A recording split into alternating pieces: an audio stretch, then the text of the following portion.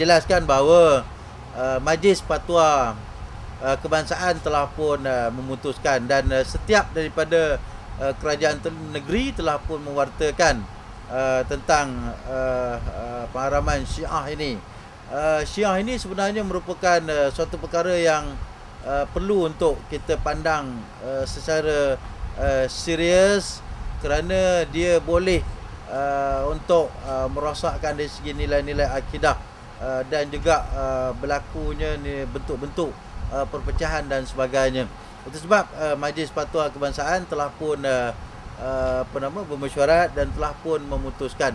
Dan cumanya hari ini kita dapat melihat bahawa mereka yang Syiah ini, kita payah sedikit untuk melihat pergerakan aktiviti mereka, dan itu sebab kerajaan minta, khususnya di peringkat kerajaan negeri Perak kita, saya minta supaya masyarakat jika mendapati ada saja unsur-unsur yang bertentangan dengan ajaran Islam, khususnya bertentangan dengan sunnah wal jamaah, dan mereka lebih mirip kepada Syiah, jadi kita minta kepada masyarakat supaya dapat memaklumkan, khususnya kepada Jabatan Agama Islam, di pejabat agama dan sebagainya. Dan kita sedang memantau kegiatan-kegiatan ataupun aktiviti-aktiviti ini.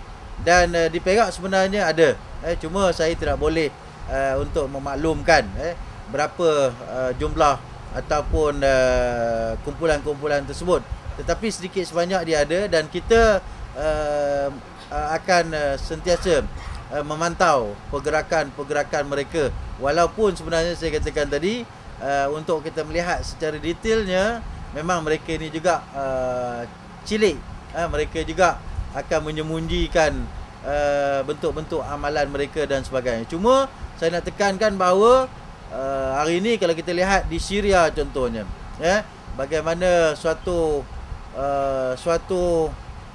pertentangan yang cukup dahsyat di antara Syiah dan Sunni contohnya, yang melakukan bentuk-bentuk kekejaman, kezaliman dan sebagainya.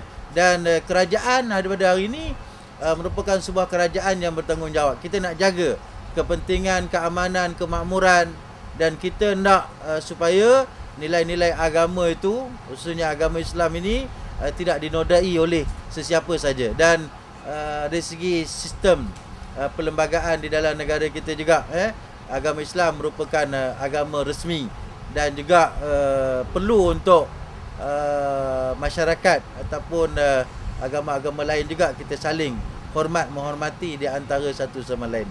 Dan saya berharaplah sekali lagi supaya pengamal-pengamal Syiah ini supaya mereka bertaubat, kembali ke pangkal jalan, dan kita kena melihat senario di dalam negara kita.